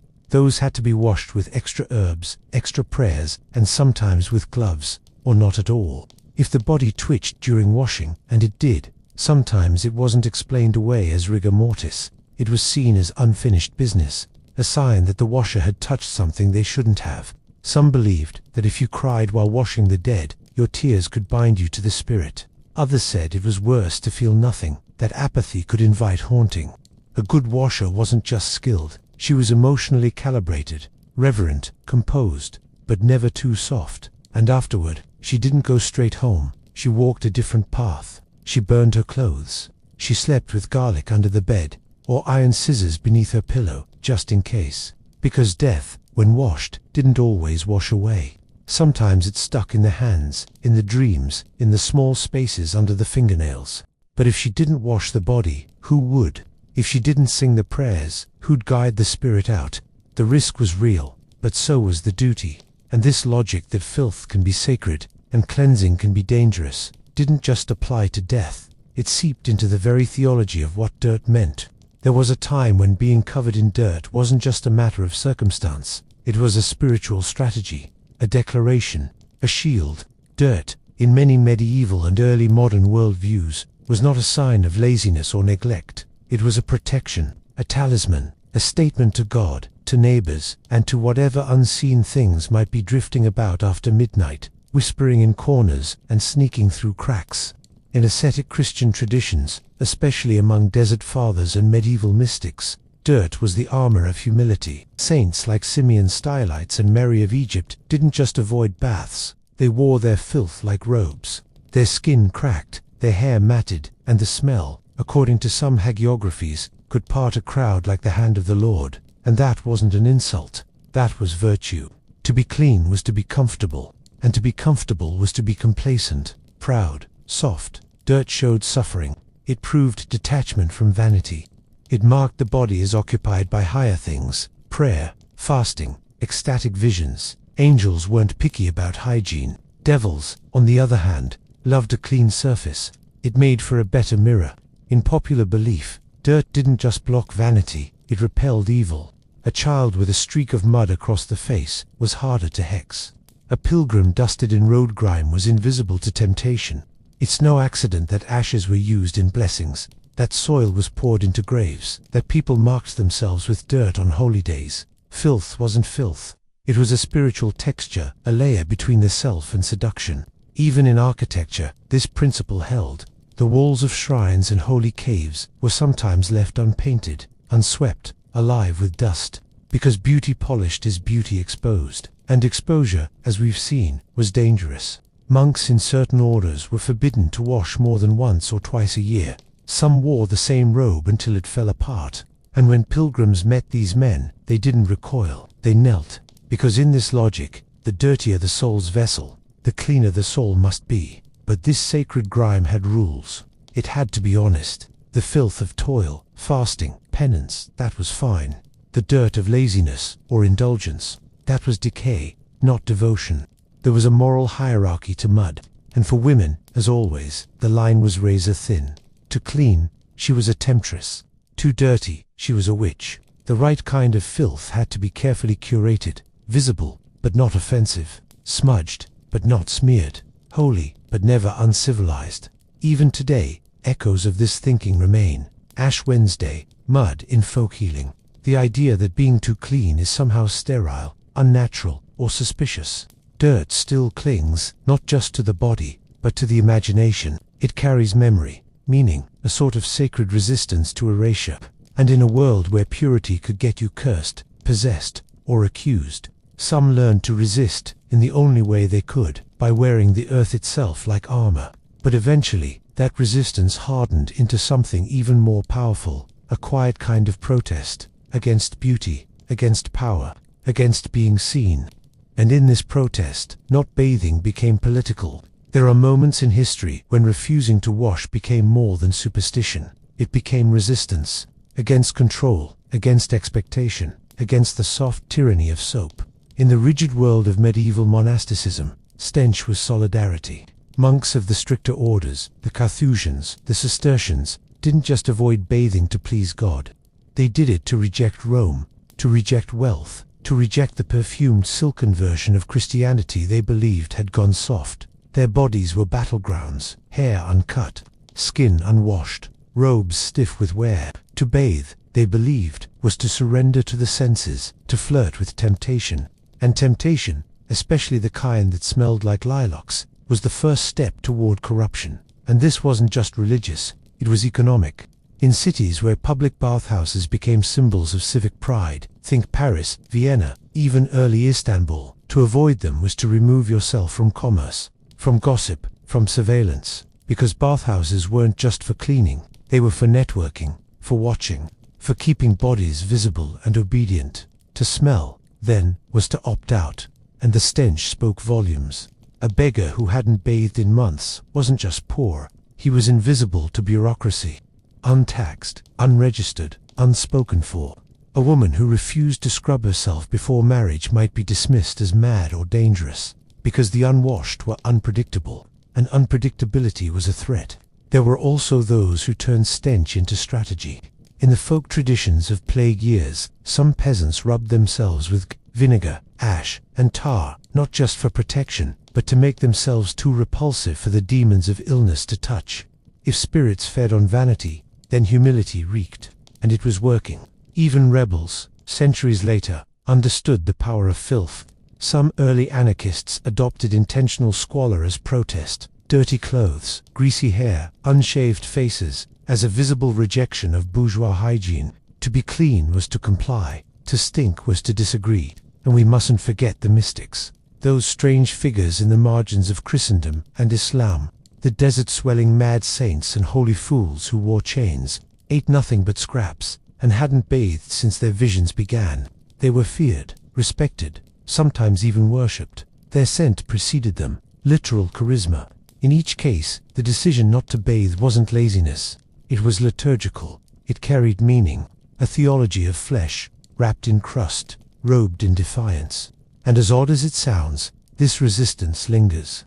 Even today, subcultures flourish where hygiene is suspect, where perfumes are propaganda, and natural musk is authenticity, where washing too much is a betrayal of the body's truth. We may scoff from our scented soaps and eucalyptus showers, but the ancient fear is still there, the sense that every time you wash, something is lost, a shield, a memory, a message to the gods. Because if the body is a temple, then perhaps it was never meant to be spotless.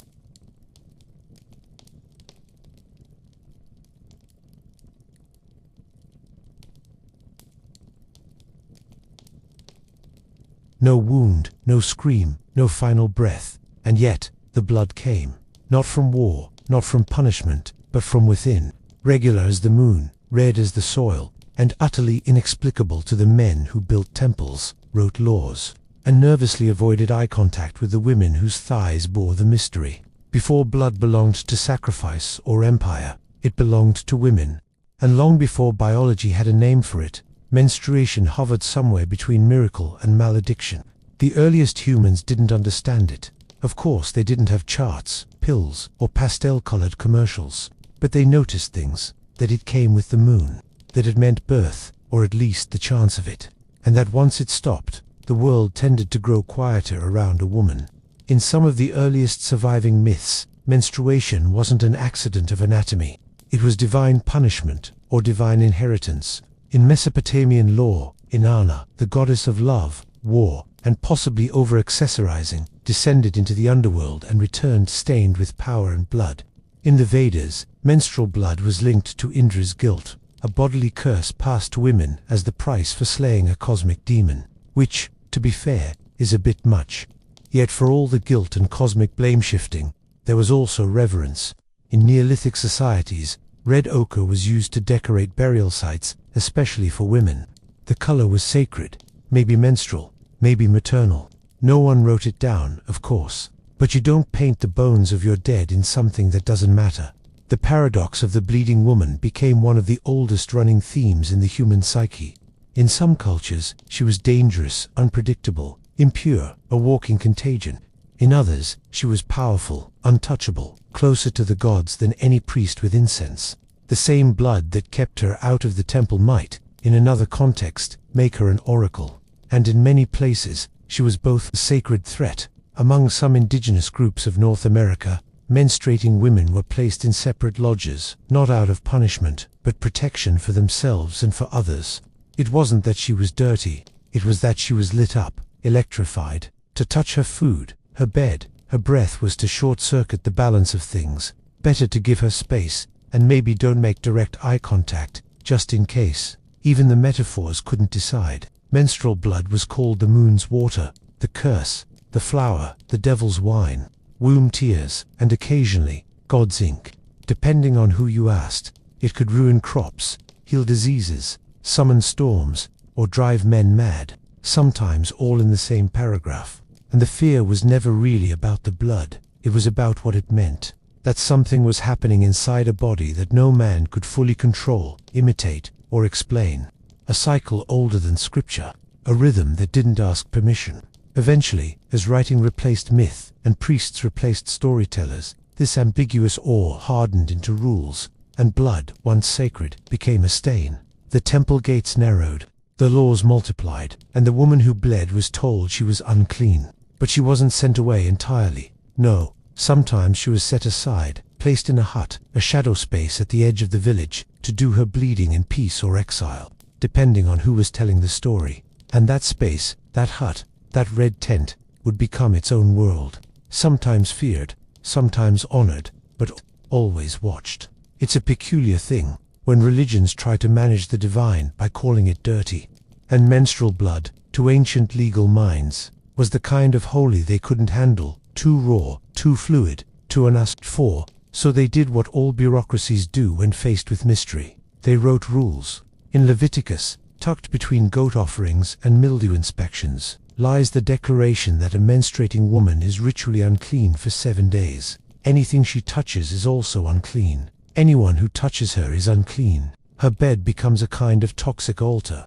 Her chair, radioactive, and if a man dares to sleep with her during her period, both are condemned to, something extremely unpleasant involving exile and maybe stoning. But it wasn't just ancient Israel. The Hindu laws of Manu declared that a menstruating woman must not cook, pray, bathe in sacred rivers, or even touch. Her touch might wither them, just as it might sour milk, extinguish flames, or in later medieval texts, cause mirrors to cloud. And then there's Zoroastrianism, that ancient Persian faith, obsessed with purity and pollution.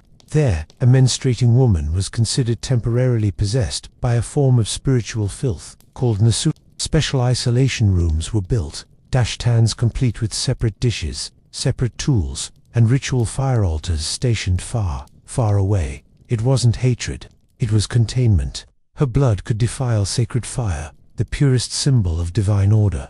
And that, to a Zoroastrian, was worse than heresy. It was cosmic sabotage. Islamic jurisprudence also marked menstruation as a time of ritual impurity, haid. A woman couldn't pray, fast, or enter a mosque while bleeding. But unlike earlier codes, there were fewer theatrics. No curses, no fire, no fear of spoiling crops. Just a quiet step aside, a spiritual pause. The blood wasn't evil, just inconvenient to God's timetable. And yet, beneath all these regulations ran a quiet contradiction. If menstrual blood was so polluting, why did it feature in so many magical and healing practices, sometimes even within the same cultures? Why were there amulets laced with dried blood, potions brewed from menstrual cloth, fertility charms soaked in it? The answer is simple, because pollution, in ancient cosmology, often came with power. You don't isolate a woman unless something about her is volatile. You don't surround her with prohibitions unless she's radiating something you don't know how to control. She wasn't just dirty, she was leaking metaphysics. And so, religion became a kind of choreography, a dance around her. Lines drawn in dirt, timetables carved into stone. Wash this, wait, that, step here, never there. Menstruation didn't just pause prayer, it reshaped the architecture of holiness. Temples in ancient India barred women not just for being unclean, but because their presence might disturb the Shakti, the sacred energy. In Shintoism, Japan's indigenous religion, menstrual blood was kagari, spiritual impurity, and women were forbidden from entering certain shrines, not because they lacked divinity, but because they had too much. There's something eerily telling in all this, in how so many ancient faiths framed menstruation not as mundane biology, but as a kind of dangerous electricity. You can't touch it, can't name it, can't let it near the sacred flame, so you lock it out. Or worse, you lock it in. And that locked room, that edge space, that hut on the periphery, it didn't go away. In fact, it became the most permanent structure in many villages, the place where blood went to be silenced, or venerated, or both. Which leads us straight into the threshold, where ritual turns domestic, and exile becomes custom. The hut, a house with no door, a room with no windows, sometimes a thatched lean-to by the river, other times a dark pit in the clay. Every culture called it something different, but the purpose was always the same: put her somewhere else. The menstrual hut wasn't designed for comfort. It wasn't meant for hospitality, conversation, or tea. It was built to hold what others didn't want to hold: blood, pain, power, the ambiguity of it all. Among the Dogon of Mali, women were required to leave their homes and stay in a structure called the menstruation house, or watuma, every month. Inside, there were no husbands, no children, no priests, only women, bleeding, joking, resting, enduring. It sat on the outskirts of the village, like a wart no one could lance, but it was permanent, part of the architecture, just close enough to see, just far enough to forget. In Nepal, the now legal practice of chowpadi required menstruating girls and women to sleep in cattle sheds or stone huts for the duration of their periods. They weren't allowed to touch men, food, water sources, or religious icons. Some died from exposure, smoke inhalation, or snake bite, but the ritual continued, quietly enforced by fear, tradition, and the ever-present whisper that a woman in blood might anger the gods, or worse, the neighbors. But the hut was never just a punishment. In many cultures, it was also the only place women could be alone, or together, or honest. It was exile, yes, but it was also pause. Among the Navajo, menstrual seclusion included ceremony, storytelling, and initiation. Girls emerging from their first period were guided by older women, told stories of origin, shown how the body connected to time, to corn, to stars. The so-called red tent, a term popularized by feminist retellings of biblical tradition, captures this duality. A space created to contain and in containing, to sanctify. Within its fabric walls, women could bleed without shame, speak without eavesdropping, rest without expectation. For many, it was the only room in which they were allowed to be incomplete. But let's not romanticize it too quickly, because in many cases, the hut was cold, dirty, infested, a place where women were left without food, medicine, or protection, where childbirth was riskier, privacy was a joke, and dignity dissolved somewhere between the straw mat and the mud wall. And yet, they gathered, month after month, generation after generation, carrying pots of rice, bundles of cloth, stories, secrets, curses. They laughed, even sang, occasionally plotted, because when society locks you in a hut for being human, you eventually redecorate. And in some places, that redecoration took on ritual form. Women began to own the space, turning the exile into a rite, decorating it with red threads, animal symbols, or crescent moons, burning herbs, whispering spells, marking time not by calendar, but by bleeding days. Menstruation, once cast out of the home, carved itself a new kind of home, and from within it, women reshaped what exile meant: not punishment, not pollution, but liminality, the space between. And of course, the space between is always a little dangerous, which brings us to the next layer of dread. What happens when that blood doesn't just isolate, but activates? when it's not seen as shameful, but as a tool, a force. Because not everyone was afraid of menstrual blood. Some people wanted it for spells, for sickness, for power.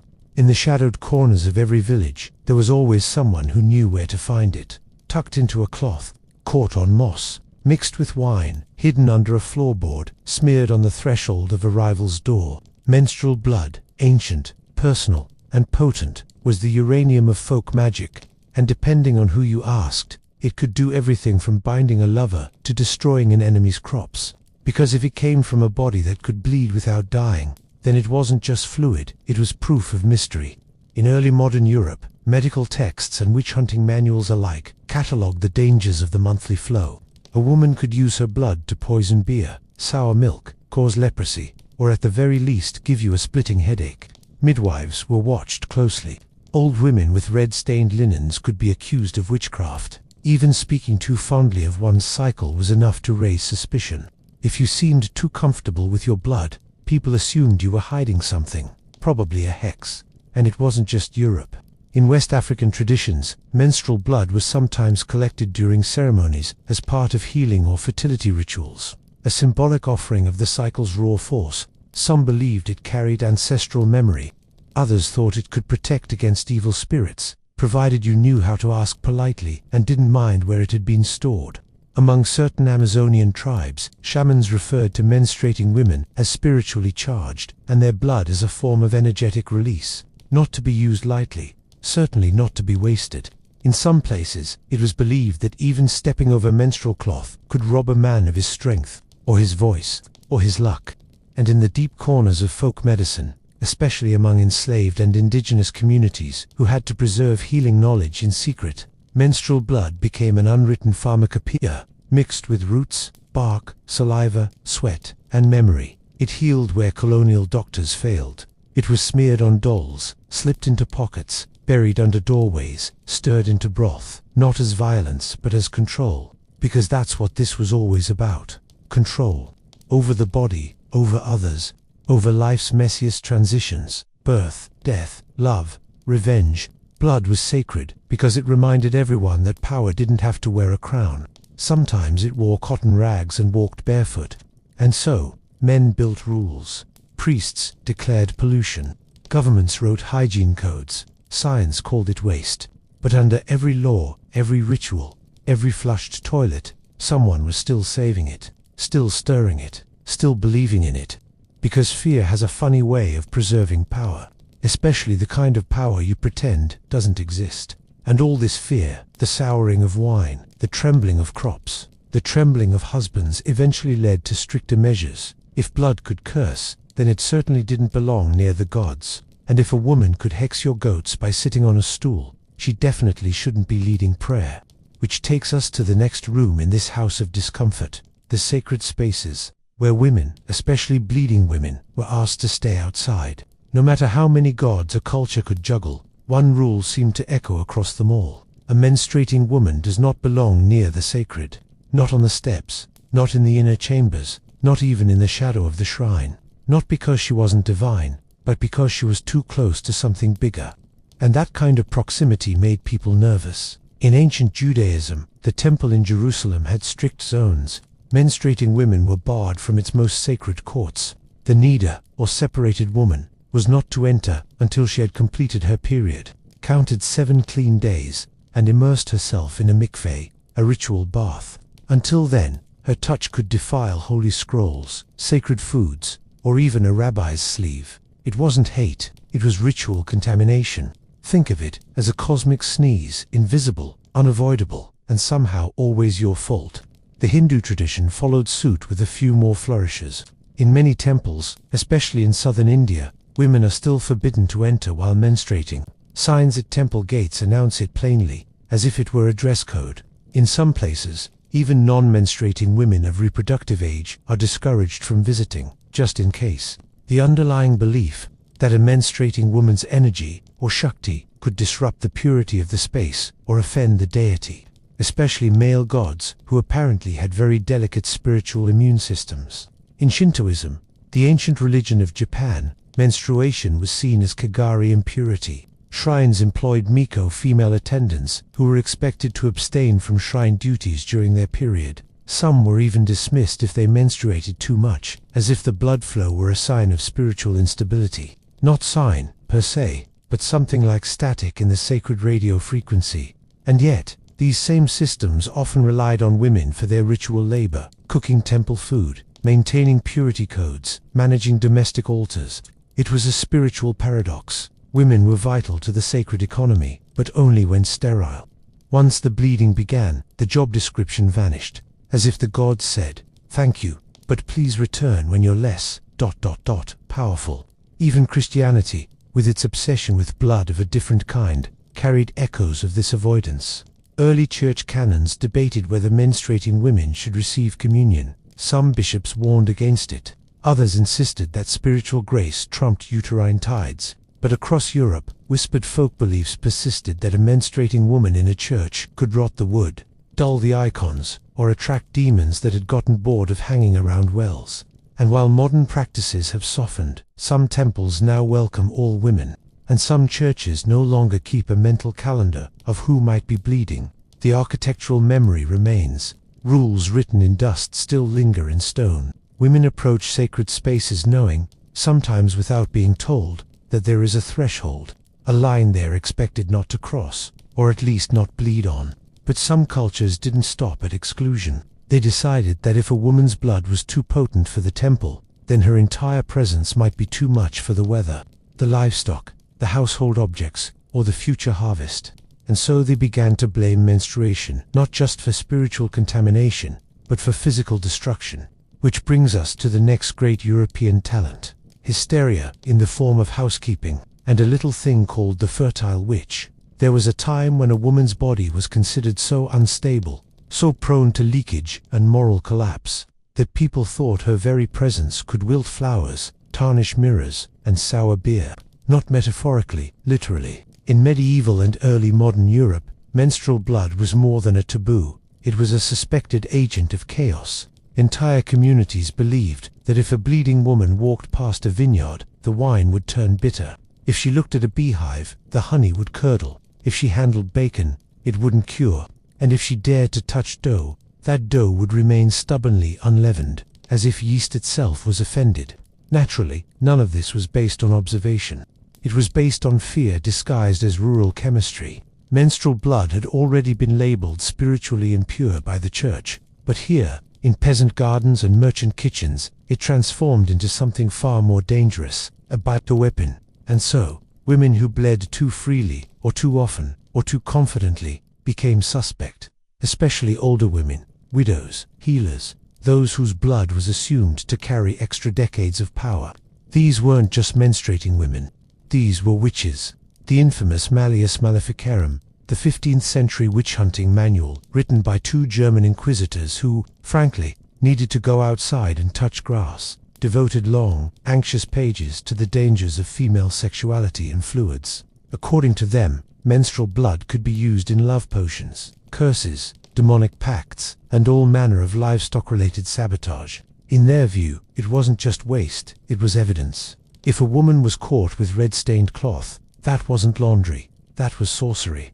And because these suspicions often centered on unmarried women, those without male guardianship, blood became a kind of proof of independence. And independence was terrifying. A woman who didn't belong to a man must belong to something darker. Her fertility was unclaimed. Her power was unregulated. Her blood, in rural Italy, France, and the British Isles, it was widely believed that menstrual blood could rot crops, cause miscarriages, and even make cheese go rancid. Midwives, often the only women familiar with both birth and blood, were treated with awe and suspicion in equal measure. Too many babies delivered. She must be using her blood to call them forth. Too few. She must be eating them. There's something almost poetic in how female power was imagined as both generative and corrosive, as if the same body that made life could, with a bit of bad timing, destroy it. As if a womb came with its own weather system, capable of conjuring storms, droughts, and mold. Even physicians weren't immune to the panic. Menstrual blood appeared in early medical texts as residue, bad humors, unspent seed. Male doctors of the time believed that menstruation was the body's way of ridding women of their inherent excess, a kind of monthly purging of spiritual garbage. If it didn't come regularly, the theory went, it would rise to the brain and cause madness. This was known, helpfully, as hysteria, from the Greek hystera, meaning uterus. And so, the bleeding woman became a metaphor for all things unruly, ungoverned, untamed, unclean. She was unpredictable, and nothing terrifies an empire more than unpredictability. But not every society chose fear. In some corners of the ancient world, the womb wasn't a problem, it was a portal, and menstrual blood wasn't waste, it was the ink of the gods, which takes us gently, and with a touch of awe, into our next space, the altars that bled with you. Before the broomsticks and blood banishment, before the temples turned cold and male and tiled in marble, there were altars that understood what it meant to bleed, not as error, not as punishment, but as proof that you were cycling with the moon, that the gods were still watching, that life had not yet dried up. In prehistoric cultures, where fertility was a cosmic obsession, menstruation was often seen as a mystical link between women and the rhythms of the earth. Figurines of wide-hipped women carved with red ochre marks weren't warnings, they were praise. The oldest known cave paintings show handprints, vulvas, and bleeding forms, sometimes drawn in red pigment sourced from hematite, iron-rich, like blood, and sacred by association. Among indigenous Australian groups, there are oral traditions that describe the creation of sacred sites from menstrual blood, spilled during dreamtime stories when ancestral women shaped rivers, stones, and animals. The blood was not polluting, it was primordial clay. In parts of ancient Mesopotamia, the goddess, queen of heaven and war and love, because multitasking is divine, was associated with cycles, sex, and blood. Some scholars argue that her rituals included offerings of menstrual cloth, that the temple priestesses timed their sacred duties with their cycles, syncing the human and the celestial like a shared heartbeat. Then came the tantric traditions of South Asia, and here, things got even more literal. Certain sects of Tantra, particularly Kaula and Vamakara lineages, included menstrual blood in their rituals, referred to as Rajaswala or Yoni Tattva. In these ceremonies, blood wasn't taboo. It was Shakti in liquid form, concentrated, wild, and direct. The ultimate offering wasn't gold or incense, it was life itself, flowing. Practitioners believed that ingesting a few drops, yes, drinking menstrual blood, could bring enlightenment, especially if done during a ritual involving meditation, mantra, and more than a little supervision. In this worldview, spiritual impurity wasn't the problem, and ego didn't stand a chance against the sacred red tide. In some Pacific Island fertility cults, menstruating women were honored as vessels of divine potency. They were fed special diets, given rest, and invited to lead chants and agricultural blessings. Their blood was seen as a seed water, nurturing not just crops but balance between human and nature. Not feared, consulted. Even the Maori, in their traditional lore, associated menstruation with Hinawan, the first woman, formed from clay and breathed to life by the god Teen. Her blood marked the beginning of lineage, of generational knowledge. Her womb wasn't a problem to be solved, it was a library. Of course, these practices didn't survive colonization untouched. Missionaries brought bleach and shame. Victorian doctors brought and many of these once revered rites were buried under layers of Christian modesty, scientific dismissal, and colonial disgust. But the memory lingers in fragments, in songs, in practices too private to publish, in whispers between women, and sometimes in full-blown rebellion. Because once the sacred becomes shameful, it tends to return through the side door. In protest, in art, in rewilding. Which brings us to the moment when science and empire tried to codify blood, and instead pathologized the entire womb. It began, as many bad ideas do, with Europeans in uniforms. Somewhere between the Enlightenment and the colonial trade routes, the womb was downgraded. No longer a source of cosmological power, it was now a troublesome organ, prone to wandering. Yes, wandering.